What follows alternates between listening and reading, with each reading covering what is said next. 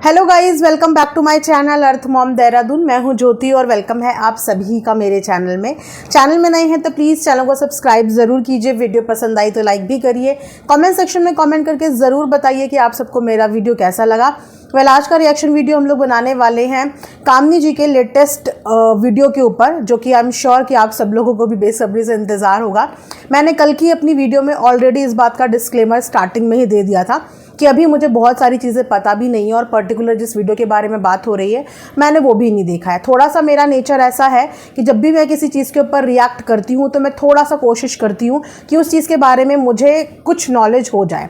And trust me, कल के बाद मैं ये नहीं बोलूँगी कि अभी भी मुझे 100% चीज़ें पता चल गई हैं, लेकिन हाँ मैं ये ज़रूर बोल सकती हूँ कि 50% चीज़ें मेरे सामने आ गई हैं। मतलब 50% चीज़ों की नॉलेज मुझे हो गई है।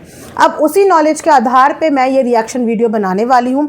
अगेन मैं ये डिस्क्लेमर दे रही हूँ कि मुझे 100% सच्चाई का अभी भी नहीं पता, क्योंकि मैं अगर 100% देखने जाऊँगी तो शायद बहुत साल और जाने कितना टाइम बीत जाएगा। तो मैं 50-60% अपनी नॉलेज के हिसाब से जो चीज़ें देख के समझ के आई हूँ उसके हिसाब से मैं यहाँ पे आज एक रिएक्शन वीडियो आप लोगों के सामने देने वाली हूँ। तो गाइज़, सबसे पहली बात कि आज कामनी जी का वीडियो आया, वो वीडियो अगेन एक वीडियो का रिप्लाई था। कामनी ने जो पहला वीडियो बनाया था अपना, यानी कि कल जो बनाया था, वो भी उनका एक्शन का रिएक्शन था, क्योंकि एज अ क्रिएटर उन्होंने इस चीज़ की शुरुआत नहीं करी थी। रिएक्शन चैनल की तरफ से उनके ऊपर जो वीडियोस बन रही थी वो वीडियो उन वीडियो का रिटेलिएशन था, जिसको मैं अगेन पहले भी बोल रही हूँ कि मैं इस चीज़ को गलत नहीं मानती। हर किसी इंसान को यहाँ पे अपना पक्ष रखने का भरपूर अधिकार है। अब कल के डेट में क्या हुआ था कि कामनी ने अपने वीडियो में क्या बोला ये मुद्दा सेकेंडरी रह गया, जैसे कि आप सब लोगों ने नोटिस किया। लेकिन प्राइमरी मुद्दा ये रह गया कि अजीत जी ने कमेंट सेक्शन में क्या किया कमेंट करें, और इन्हीं कमेंट्स को आधार बनाते हुए सामने वाले पक्ष ने, सामने वाले रिएक्शन ने उसी के ऊपर अपना पूरा का पूरा रिटेलिएशन वीडियो बना दिया। राइट। अब क्योंकि ये सब चीज़ें पहले मेरे सामने ट्रांसपेरेंट नहीं थी और अब मुझे ये समझ में आ रहा है कि जितने कमेंट्स कल अजीत जी ने कमेंट सेक्शन में करे, उनका भी वो कहीं ना कहीं एक्शन का रिएक्शन है। राइट। उन्होंने जो कमेंट्स करे वो क्यों करे? क्योंकि ऐसा नहीं था कि उनके ऊपर बात नहीं हो रही थी। यहाँ पे अब कोई वुमेन कार्ड प्ले करने वाली बात नहीं है, क्योंकि अगर एक औरत आदमी के ऊपर टीका टिप्पणी कर सकती है, अगर एक औरत आदमी की बॉडी शेमिंग कर सकती है, उसको प्रकार प्रकार के नामों से पुकार सकती है, तो वहाँ पे फिर आदमी और औरत का कोई फ़र्क ही नहीं रह गया। फिर आप सब एक ही प्लेटफॉर्म पे आ गए हो। राइट। तो जितने लोगों को कल कमेंट सेक्शन में अजीत जी जवाब दे रहे थे वो कहीं ना कहीं उन लोगों से ग्रसित थे, क्योंकि उन लोगों ने भी उनको टारगेट करने में कोई कसर नहीं छोड़ी। किसी आदमी को गंजा बोलना, किसी आदमी को शराबी बोलना, या किसी आदमी की लुक्स पे, उसके काम पे, उसके प्रोफेशन पे अगर आप बात करोगे तो फिर आप वहाँ पे वुमेन कार्ड खेल ही नहीं सकते, क्योंकि आपने जब एक आदमी को टारगेट किया है तो जवाब तो आपको वो आदमी भी देगा ना। लेकिन हाँ, यहाँ पे गलती सिर्फ इतनी हुई कि फ्रेम में दोनों हस्बैंड वाइफ को आना चाहिए था, वो ज़्यादा क्लियर होता एंड आई थिंक वो ज़्यादा अच्छा होता। अब उसमें अगर कुछ लोग ये बोले कि अपने पति को लेके आ गई है, तो पति आएगा। अगर टारगेट दोनों हस्बैंड वाइफ हो रहे हैं, टॉन्टबाजी दोनों हस्बैंड वाइफ के लिए हो रही है, तो दोनों हस्बैंड वाइफ ही आएंगे। बस यहाँ पे गलती ये हुई कि नीचे कमेंट सेक्शन में ना होते हुए फ्रेम के उस तरफ होना चाहिए था अजीत जी को कामनी जी के साथ में, जैसे कि पहले भी वो आए हैं। उसके अलावा जो दूसरी गलती हुई कि एक फेक चैनल को उन्होंने यहाँ पे डिस्कस कर दिया और एक फेक चैनल को प्रमोट कर दिया। इस चीज़ को मैं बिल्कुल गलत मानूंगी और इस चीज़ की कोई भी जस्टिफिकेशन नहीं है, चाहे वो कोई चैनल अजीत जी के लिए बने, कामनी जी के लिए बने, किसी सब्सक्राइबर के लिए बने, किसी रिएक्शनिस्ट के लिए बने। उन्होंने जो भी चीज़ें कल अपनी वीडियो में बोली, उसके बाद डेफिनेटली कल आप लोगों को पता ही है कि लाइव पैनल में बहुत सारी चीज़ें क्लियर हुई जिनके बारे में बात हो रही थी। उनके साथ फर्स्ट इंट्रैक्शन था मेरा भी। मैं इससे पहले उन्हें जानती भी नहीं थी, मैंने कभी चैनल देखा भी नहीं था, मुझे पता भी नहीं था, लेकिन मैं चीज़ों को वहाँ पे एनालाइज कर रही थी और बहुत आराम से एनालाइज करके समझने की कोशिश कर रही थी, जहाँ पे मुझे ये तो समझ में आया कि सामने वाले को नापसंद करने के लिए बाकी के रिएक्शन वालों के पास एक रीज़न था, और वो रीज़न ये था कि शायद उन्होंने अपनी यूट्यूब की जर्नी ही दूसरों को टारगेट करते हुए शुरू करी, जिस जर्नी की वजह से जो लोग हैं वो उनको नापसंद करने लगे। और ये अक्सर होता है। इस चीज़ के लिए उन्होंने अपनी गलती मानी, लेकिन गलती मानने में शायद उन्होंने बहुत वक्त ले लिया, या इस गलती को रियलाइज़ करने में बहुत वक्त ले लिया। एंड शायद वो अपनी ये गलती अगर पहले रियलाइज़ कर लेती तो शायद आज इन सारे सर्कमस्टांसेस में वो खुद भी नहीं फंसती। उसके बाद यस, उनका चैनल चेकआउट करते हुए मैं ये तो नहीं बोलूँगी कि मैंने बहुत सारा सब कुछ देख लिया, लेकिन यस, जितना मैंने उनका चैनल भी मॉनिटर करा, उनके चैनल पे भी एक ही चीज़ की कमी थी, और वो वही चीज़ थी जो मैं हमेशा से समझाती हूँ कि किसी को प्यार करने का मतलब दूसरे इंसान को टॉन्ट मारना नहीं होता। और अगेन, ये किसी एक रिएक्शन के लिए नहीं, ये सबके लिए लागू होती है। हाँ, अगर आपको किसी व्लॉगर के किसी व्लॉग में, किसी पर्टिकुलर वीडियो में कोई प्रॉब्लमैटिक चीज़ लग रही है तो आप डेफिनेटली उस चीज़ को डंके की चोट पे कॉल आउट करो। उसके लिए आपको किसी की ज़रूरत ही नहीं है, आप उसे डंके की चोट पे कॉल आउट करो जहां पे आपको पता है कि इस व्लॉगर ने ये गलत कर दिया। लेकिन जब किसी के व्लॉग और वीडियो में कुछ नहीं है और आप अगर एक की तारीफ कर रहे हैं और उसकी तारीफ करते करते आप कहीं ना कहीं दूसरे को नीचा दिखाने की कोशिश कर रहे हैं या टॉन्ट मारने की कोशिश कर रहे हैं, तो वो सामने वाले को समझ में आता है। और हर किसी का टॉलरेंस लेवल एक जैसा नहीं होता। कोई इंसान आपका एक वीडियो इग्नोर करेगा, 2 वीडियो इग्नोर करेगा, 3 वीडियो इग्नोर करेगा, लेकिन उसके बाद आपकी वीडियो उनको चुभने लगेंगी। और इनकी वीडियो चुभने के पीछे जो कारण मैं समझ पा रही हूँ वो बहुत ही ज़्यादा वैलिड कारण है। सबसे पहली बात तो ये है कि वो पर्सनली इनसे मुलाकात कर चुके हैं, पर्सनली उनके फंक्शन में आना जाना हो चुका है, पर्सनली उनको जान चुके हैं। तो ये भी एक बात होती है। अगर आप सामने वाले की जगह पे रह के सोचेंगे तो सामने वाले का, यानी कि कामनी जी और अजीत जी का बोलना और उनकी सिचुएशन इस समय पे अगर आप रह के उनकी जगह सोचो तो वो ज़रूर ये सोचेंगे कि एक इंसान जो हमारी पार्टी में आया, एक काम के लिए आया, उस काम को बहुत बखूबी निभाया, हमसे भी बहुत अच्छे से मिला, अच्छे से बोलचाल करी, और उसके बाद यहाँ से अच्छे से सी ऑफ होके चला गया। और यहाँ से जाने के बाद उस इंसान ने अपने प्रोफेशन से अलग एक काम शुरू किया सोशल मीडिया पे, यूट्यूब पे रिएक्शन का। यूट्यूब सबके लिए है, सेम प्लेटफॉर्म है, यहाँ पे हर कोई काम कर सकता है, सबको काम करने की आज़ादी है।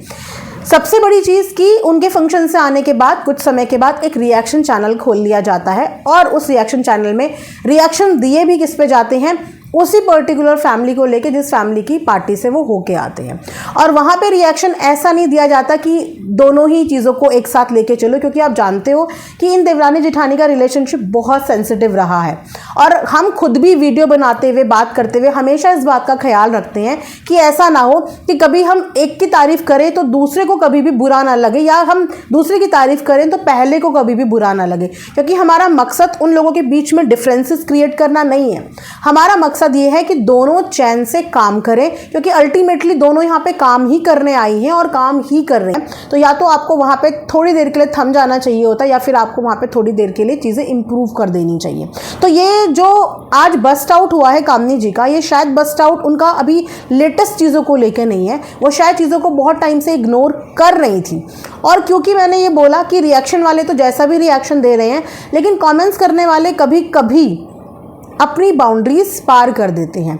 और शायद वही चीज़ें इनके केस में भी हुई कि जितने सारे उनको नापसंद करने वाले हेटर्स थे, उनको एक प्लेटफॉर्म मिल गया कि हाँ, यहाँ पे जो है उनके खिलाफ चीज़ें होती हैं, तो चलो यहाँ पे जाके हम लोग हिस्सेदारी करते हैं और यहाँ पे जाके हम लोग इंजॉय करते हैं। लेकिन इस इंजॉयमेंट से आप लोगों को कुछ भी हासिल नहीं होगा। मेंटल स्ट्रेस आपको भी होगा, आप जिसके चैनल पे गए हो उनको भी मेंटल स्ट्रेस होगा, और वही हो रहा है, और एग्जैक्टली वही हो रहा है। तो यहाँ पे मैं ये बोलूँगी कि इम्प्रूवमेंट की ज़रूरत है।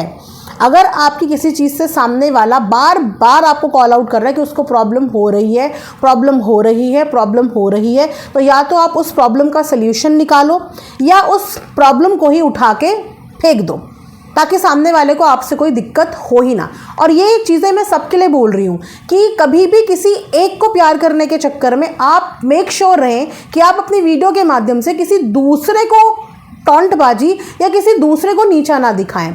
आप तारीफ़ करके पूरा एक डेडिकेटेड वीडियो किसी के लिए भी बना सकते हो, लेकिन जहाँ पे आप उस वीडियो में कंपैरिजन कर देते हो, वो भी बिन बात के, या तो कोई मुद्दा हुआ हो, या तो दोनों लड़ रही हो, या दोनों अपनी वीडियो में कुछ ऐसा दिखा रही हो, आप तब किसी चीज़ का कंपैरिजन कर रहे हो तो वो जस्टिफाई है। लेकिन जब दोनों में से ऐसा कोई कुछ नहीं कर रहा है और उसके बाद भी अगर आप अननेसेसरली दोनों को कंपेयर करोगे, टॉन्टबाजी करोगे, तो दोनों को ही बुरा लगेगा, दोनों को ही ये चीज़ बुरी लगेगी, और टाइम टू टाइम लगी भी है। तो यहाँ पे स्टैंड गलत चीज़ के लिए नहीं लिया। एंड यस, अब बात करते हैं कल की वीडियो की।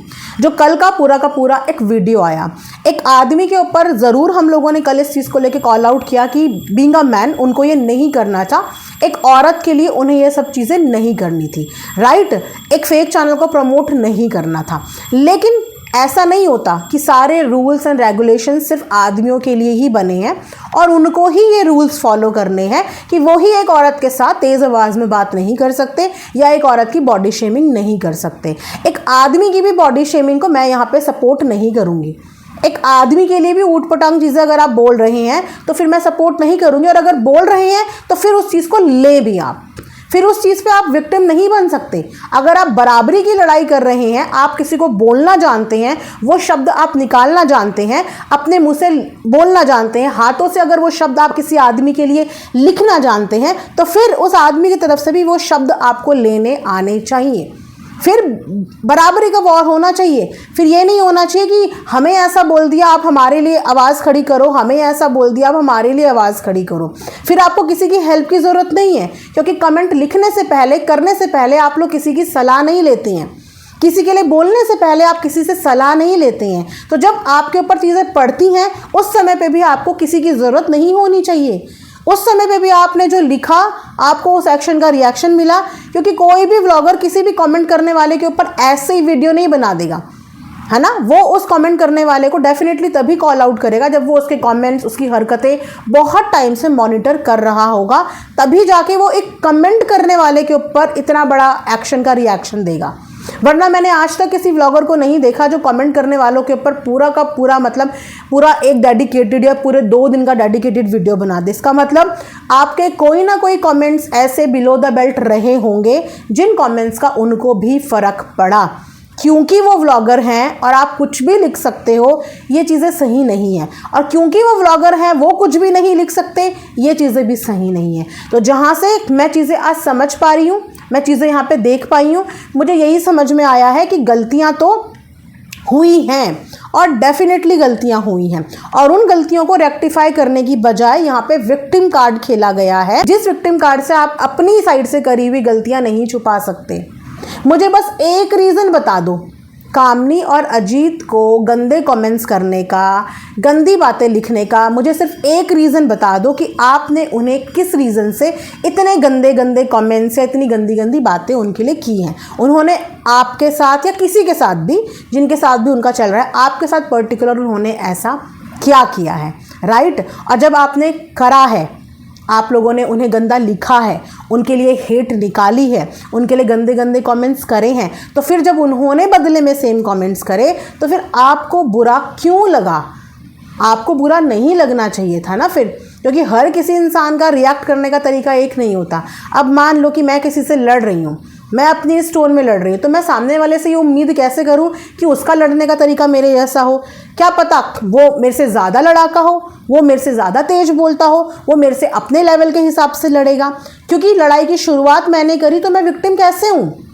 क्योंकि यहाँ से आगाज़ तो मैंने किया ना, दो ना मैं विक्टिम हूँ क्योंकि मैंने लड़ाई का आगाज़ किया, सामने वाले ने मेरे लड़ाई के आगाज़ करने के बाद अपने रिटालिएशन में मेरे एक्शन का रिएक्शन दिया। तो आप बताइए कि सिचुएशन में कौन गलत है, कौन सही है? तो ये जितने भी कमेंटबाजी होती हैं, जितने भी, मैं किसी एक व्लॉगर के कमेंटेटर्स की बात नहीं कर रही हूँ, ये जितनी भी कमेंटबाजी होती हैं, जिन कमेंट्स में किसी पर्टिकुलर व्लॉगर के लिए हेट होती है जस्ट बिकॉज आप उसको प्यार करते हो, तो आप सामने वाले को डिमीन करते हो। इस तरीके की एक्टिविटी से आप आज खुद देख लीजिए कि क्या माहौल है। आपको लगता है कि इन एक्टिविटीज़ को करने के बाद आप अपने फेवरेट व्लॉगर्स को बचा पाएंगे? जी नहीं। इस गंदगी की चपेट में हर वो इंसान आता है जिनके आप सपोर्टर होते हैं। आप चाहें चाहे ना चाहें, आपके इस मतलब अंधाधुंध सपोर्ट एक अलग सपोर्ट होता है कि इंसान किसी के प्यार में अंधा है, प्यार कर रहा है, बेशुमार कर रहा है। लेकिन ये नफरत भरा सपोर्ट जब आप किसी के लिए करते हैं और किसी और को नीचा दिखाते हैं, तो आप अपने साथ साथ उसको भी रिप्रेजेंट करते हैं और उसको भी इस नफ़रत का हिस्सा बना देते हैं, जिनसे रिश्ते आई एम सॉरी कभी भी हेल्दी नहीं होते। चलो आप लोगों के हिसाब से मान लेते हैं कि इनके रिश्ते सही भी नहीं है, but at least they are trying. At least वो अपने पास्ट एक्सपीरियंस से ये सीख चुके हैं कि हमें सोशल प्लेटफॉर्म पे तो कम से कम नहीं लड़ना है। हम भले ही कमरे के अंदर एक दूसरे के बाल खींच लें, एक दूसरे को कुछ भी बोल लें, लेकिन उन्होंने कहीं ना कहीं अपने आप से ये प्रॉमिस किया है कि हमें अपनी फैमिली की जग हंसाई सोशल प्लेटफॉर्म पे नहीं करनी है। तो क्या ये इनफ नहीं है? क्या उनके ये एफर्ट्स काफ़ी नहीं है